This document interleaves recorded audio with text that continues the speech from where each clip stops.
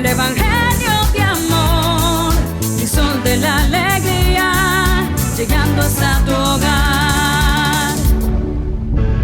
El camino hacia las armas no se construyó de la noche a la mañana. En este episodio revisaremos cómo la ley Calles fue solo la punta del iceberg. Detrás del estallido armado de 1926 a 1929 existió una estrategia sistemática de enajenación y despojo de los bienes eclesiásticos, el control absoluto de los templos y sacerdotes y el audaz intento del gobierno por dividir a los fieles. Las vías políticas, económicas y legales se agotaron por completo. La paciencia de un pueblo herido en su fe llegó a su fin. Y el campo mexicano se convirtió en un polvorín listo para estallar. Haz clic en seguir, activa notificaciones y acompáñanos a revivir los primeros disparos de la cristiada. Buenas tardes, volvemos nuevamente sean bienvenidos aquí a este podcast hablando sobre lo que viene siendo la guerra cristera. Saludando al padre Raúl, nuestro ponente. ¿Cómo está, padre? ¿Cómo está? También eres ponente. Bueno, somos ponentes ambos. Pues vamos a hablar ahora en este podcast y entrando ya en forma como tal de este conflicto armado, los antecedentes del conflicto religioso, padre. Los antecedentes de la guerra cristera como tal.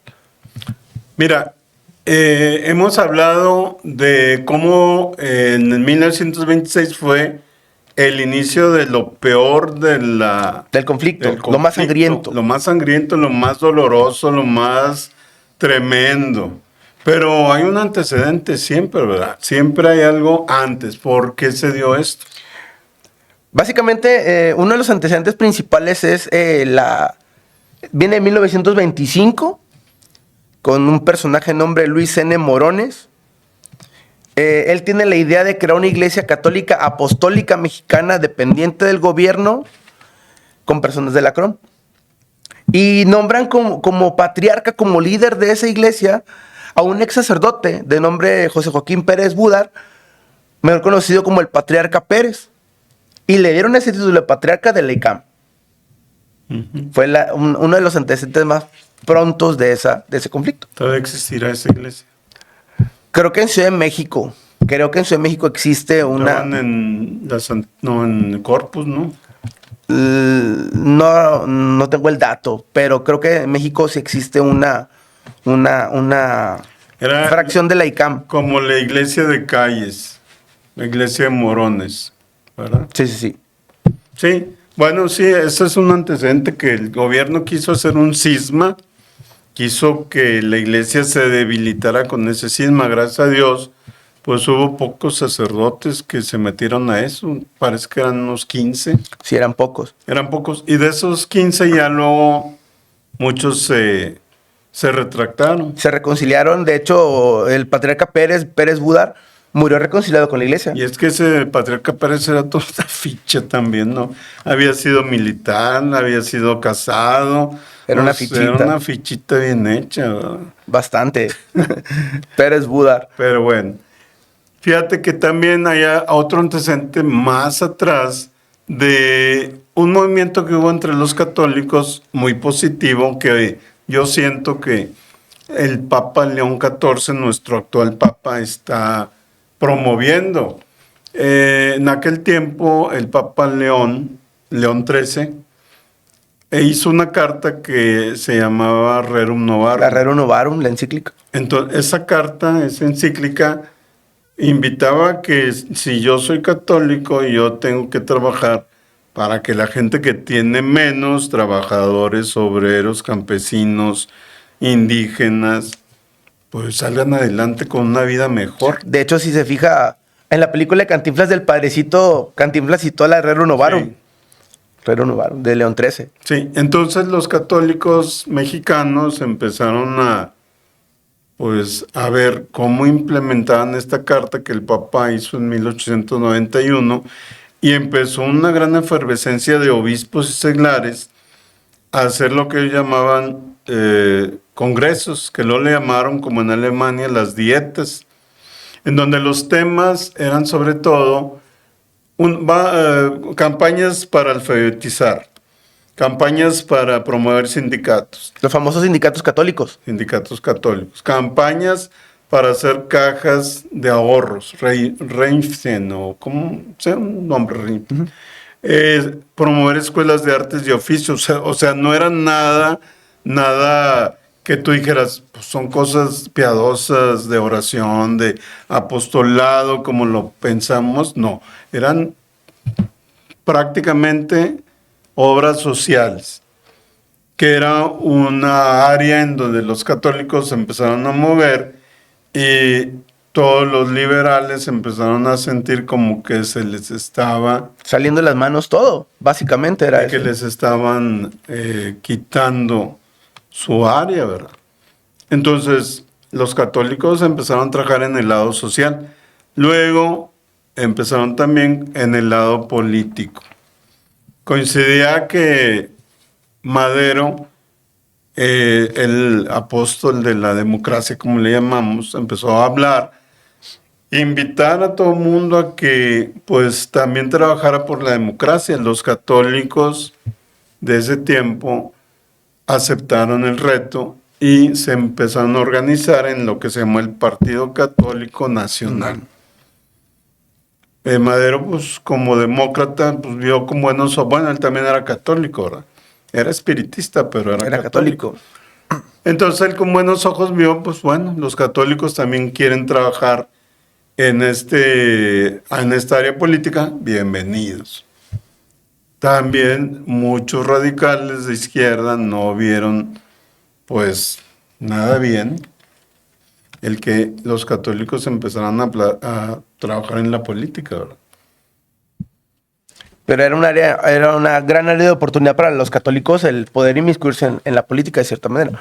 Sí, porque con las leyes tú podías beneficiar a todos estos sectores de personas necesitadas. Por ejemplo, si los católicos en lo social empezaron a fundar círculos obreros, empezaron a trabajar por los derechos laborales, ¿verdad?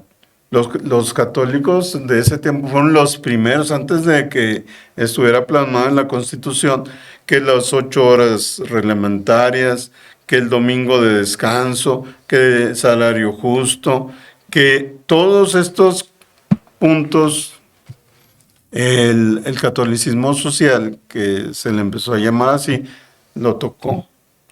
Y eran los congresos de los católicos sociales que se dedicaban a promover esto. La mejora de la gente menos favorecida. Fíjate que es algo muy bueno que, pues, elevar el nivel de toda la gente que no tiene tanto, pues era algo fabuloso, ¿verdad? Yo siento que hoy el Papa León XIV, o sea, nuestro actual Papa, lo volvió a proponer el año pasado. ¿Te acuerdas que hizo aquella carta que se llama Dilexit? Sí, Dilexit. Entonces, ahí habla de, el subtítulo dice, el servicio a los pobres. Entonces, ¿cómo el servicio a la gente que tiene menos, pues es algo primordial? Pero se fija, la Rerum Novarum de León XIII fue una respuesta a un movimiento social, lo vemos en Europa, o sea, la explotación laboral, las condiciones de trabajo no adecuadas para los obreros, ese tipo de situaciones, cómo esa fue una respuesta, lo que hizo León XIII. Y eso a raíz de esa misma respuesta, la posterior carta del Papa León, como aquí en México tenemos... esos que varios cristeros como Anacleto, por ejemplo, se basaron en eso para poder realizar sus acciones. Sí. Entonces, todo este movimiento catolicismo social es un antecedente de la persecución. Como muchos izquierdistas de pensamiento liberal no les gustó nada que la iglesia empezar a incursionar en esos puntos, ¿verdad? Otra, la organización de la CJM, que La Acción Católica de la Juventud Mexicana. esa asociación fue una creación del padre Bernardo Bergoen, jesuita, como no era lo que nosotros vemos. A veces los grupos juveniles actualmente, no todos, ¿verdad? Tienen un gran defecto que simplemente se dedican a su grupo y a sus retiros. Muchos, no todos, ¿verdad? Porque pues, sería incluir... pero la CJM no tenía ese ideal, ¿verdad? La CJ era combativa. Era prepárate para que tú combatas y trabajes en la sociedad. Pláticas que llevaba en la CJM, oratoria, sociología, filosofía,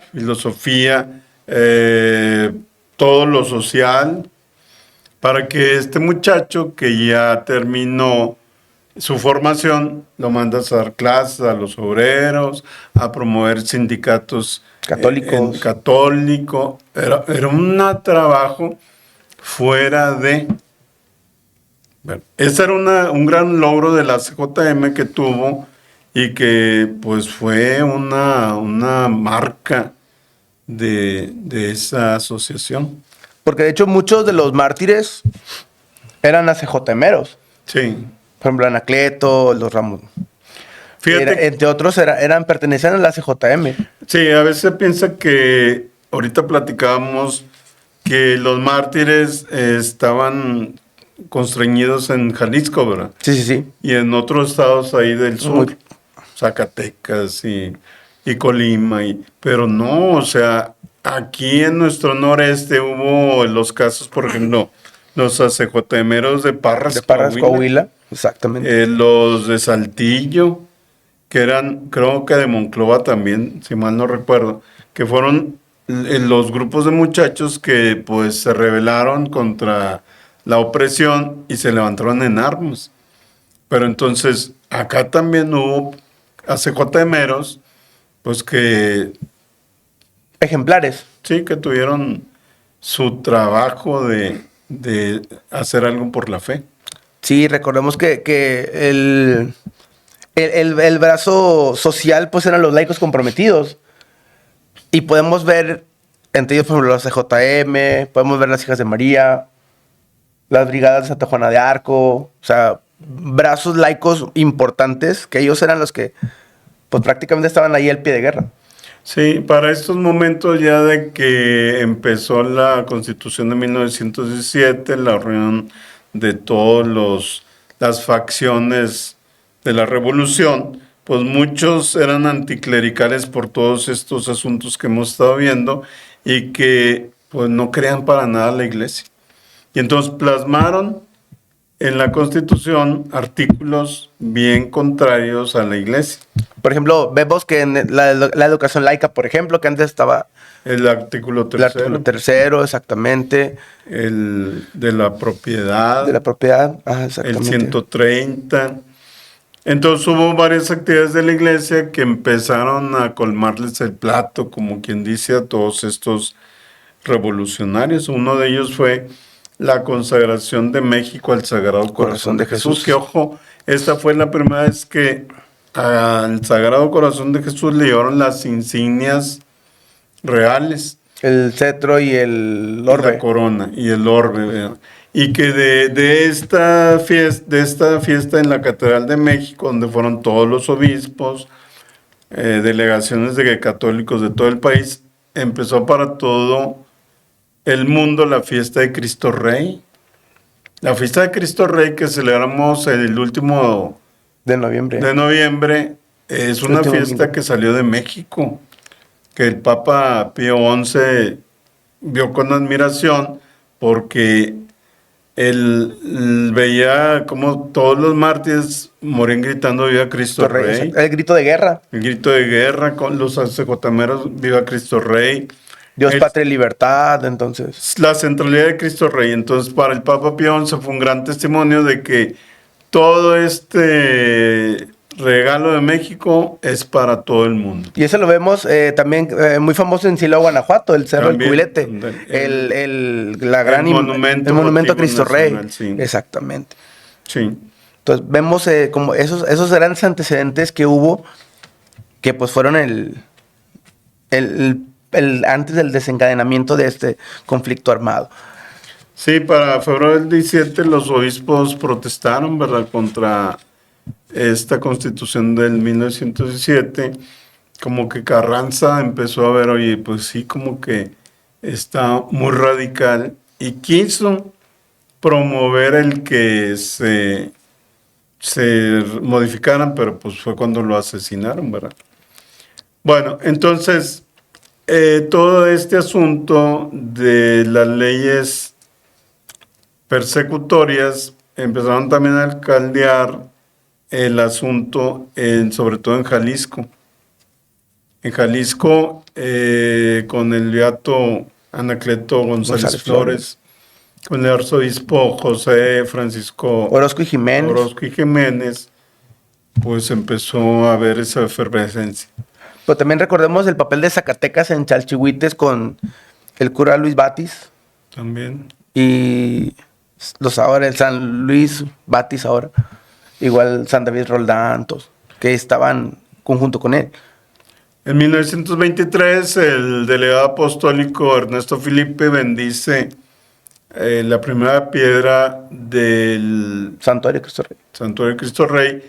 El gobierno lo ve muy mal y Obregón lo expulsa.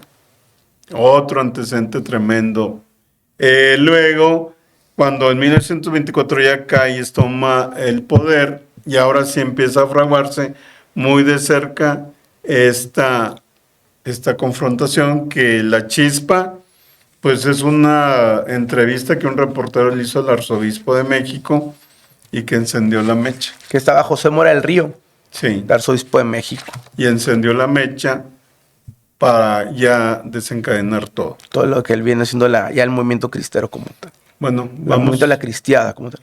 ¿Qué preguntas nos tiene, padre, el día de hoy? Pues mira, hay también 2 preguntas para este podcast. Tercero. Es el 3. Dice, ¿conoce la convocatoria del Papa León XIV, o sea, nuestro actual pontífice, para trabajar por los necesitados?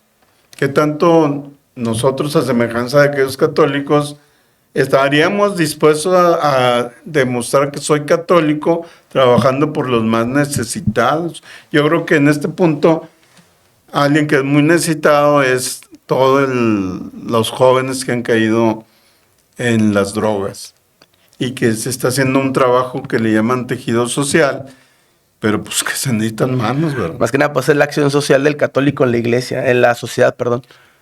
La otra pregunta, ¿crees que hoy a un joven católico se le forma en lo social y en lo político? Está muy difícil. Lo que hablábamos hace días, ¿se acuerda de que no existe a veces una formación? Existe una formación muy, muy light. Muy espiritualista. Exactamente, muy sentimentalista, muy espiritualista. Pero no existe una formación completa para un joven católico. Muy bien. Muchas gracias, padre. No, Muchas pues gracias a ti, Héctor. por el momento agradable de este podcast. Nos vemos mañana. Nos vemos mañana, primeramente Dios. Nos vemos mañana, que a los amigos.